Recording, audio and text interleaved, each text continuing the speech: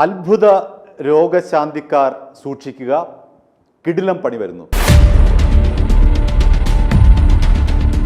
കേരളത്തിൽ അന്ധവിശ്വാസ നിരോധന നിയമം വരാൻ പോവുകയാണ്. അതിൻ്റെ കരട് തയ്യാറായി കഴിഞ്ഞു.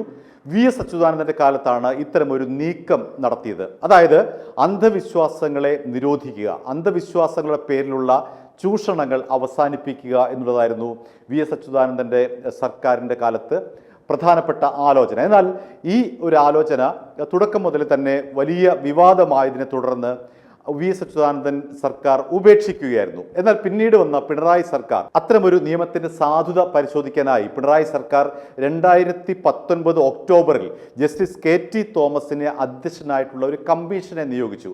ആ കമ്മീഷൻ ഒരു കരട് നൽകുകയും ചെയ്തു. എന്നാൽ ഈ ഒരു കരട് മതവിശ്വാസങ്ങളെ വ്രണപ്പെടുത്തും എന്നതിൻ്റെ പേരിൽ പിണറായി സർക്കാർ ഉപേക്ഷിക്കുകയായിരുന്നു.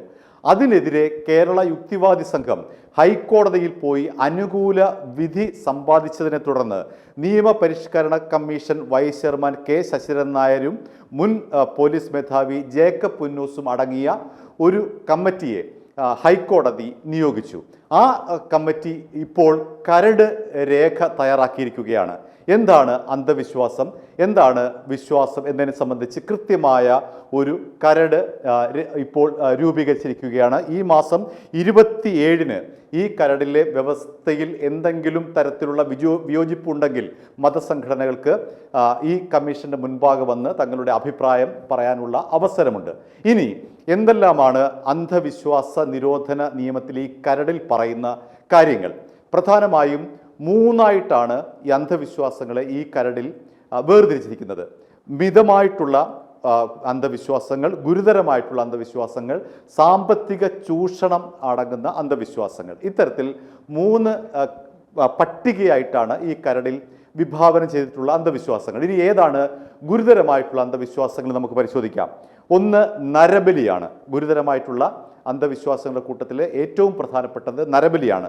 പിന്നീട് ജീവന് ഭീഷണി ഉണ്ടാവും വിധം പരിക്കേൽപ്പിച്ചാൽ അത് ഏറ്റവും ഗുരുതരമായിട്ടുള്ള അന്ധവിശ്വാസത്തിൽപ്പെടും.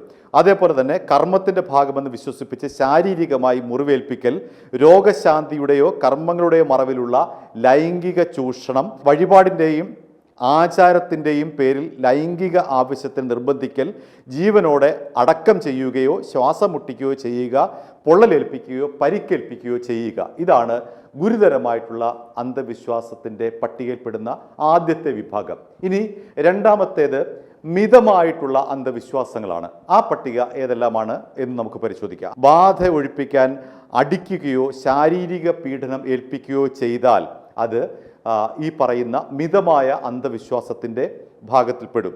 ഇനി ഭൂതോച്ചാടനത്തിൻ്റെ പേരിൽ, അതായത് പ്രേത ബാധയുടെ പേരിൽ ഒരാൾക്ക് ചികിത്സ വൈകിപ്പിച്ചാൽ, അല്ലെങ്കിൽ വ്യക്തിയെ നിയന്ത്രിക്കാൻ വേണ്ടി ഈ പറയുന്ന ലഹരി മരുന്ന് നൽകുക, അതേപോലെ തന്നെ സ്ത്രീത്വത്തെ അപമാനിക്കുക, ഇതാണ് മിതമായിട്ടുള്ള അന്ധവിശ്വാസത്തിൻ്റെ പട്ടികയിൽപ്പെടുന്നത്. ഇനി 3ആമത്തെ പട്ടികയിൽ എന്തെല്ലാമാണ് പെടുന്നത് നമുക്ക് പരിശോധിക്കാം. ഒന്ന്, അമാനുഷിക ശക്തിയുടെ പേരിൽ പണം പിടിച്ചു വാങ്ങൽ. രണ്ടാമത്, ബ്ലാക്ക് മാജിക് നടത്തി രോഗനിർണയം നടത്തുക. മറ്റൊന്ന്, മരിച്ചയാളുടെ പേരിൽ ബന്ധുക്കളെ ചൂഷണം ചെയ്യുക. പിന്നീട് അമാനുഷിക നേട്ടത്തിൻ്റെയോ നിധിയുടെയോ പേരുള്ള അവകാശവാദം, അനുഗ്രഹ വസ്തുക്കളുടെ വിൽപ്പന, അതായത് തകിട് പോലുള്ള വസ്തുക്കളുടെ വിൽപ്പന, ഡിജിറ്റൽ മാധ്യമങ്ങളുടെ ഉപയോഗിച്ചുകൊണ്ട് വ്യാജ അത്ഭുത പ്രചാരണം, അന്ധവിശ്വാസം സംബന്ധിച്ച വ്യാജ പരസ്യം, അതായത് മാധ്യമങ്ങളിൽ കൂടി എന്തെങ്കിലും തരത്തിലുള്ള ഈ അന്ധവിശ്വാസങ്ങളുമായി ബന്ധപ്പെട്ടിട്ടുള്ള പരസ്യം നൽകിയാൽ, അത് ഡിജിറ്റൽ മാധ്യമമായാലും ശരി, ടെലിവിഷനായാലും ശരി, അച്ചടി മാധ്യമമായാലും ശരി, അത്തരത്തിലുള്ള പരസ്യങ്ങൾ ഈ പറയുന്ന സാമ്പത്തിക ചൂഷണത്തിൻ്റെ അല്ലെങ്കിൽ അന്ധവിശ്വാസ നിരോധന നിയമത്തിൻ്റെ 3ആമത്തെ പട്ടികയിൽപ്പെടും. ഈ 3ആമത്തെ പട്ടികയിലെ ഏറ്റവും പ്രധാനപ്പെട്ടത്, നമ്മൾ ഏറ്റവും അവസാനമായി പറയാനായി മാറ്റിവെച്ച ഒരു കാര്യം എന്ന് പറയുന്നത് അത്ഭുത രോഗശാന്തിയാണ്.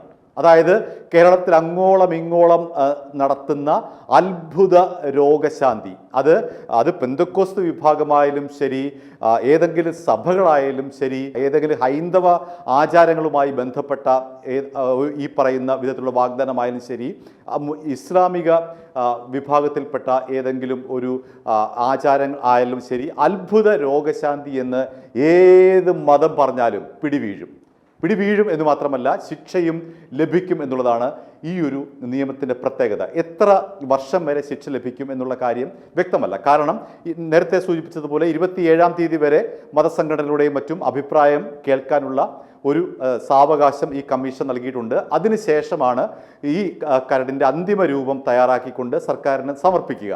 ആ അന്തിമ രൂപത്തിലാണ് എത്ര വർഷം വരെ ഈ ഓരോ കുറ്റത്തിനും ശിക്ഷ നൽകണം എന്നുള്ള കാര്യം വ്യക്തമാക്കുന്നത്. ഈ നിയമം കർണാടകയിൽ ഉണ്ട്, മഹാരാഷ്ട്രയിലുണ്ട്, ബീഹാറിലുണ്ട്, ഛത്തീസ്ഗഡിലുണ്ട്, ജാർഖണ്ഡിലുണ്ട്, രാജസ്ഥാനിലുണ്ട്. ഇവിടെയൊക്കെ തന്നെ ഇത്തരത്തിലുള്ള തട്ടിപ്പുകൾക്ക് 7 വർഷം വരെ കഠിന തടവാണ് ശിക്ഷ. തീർച്ചയായും അത്തരത്തിൽ തന്നെയായിരിക്കും കേരളത്തിലും വരിക.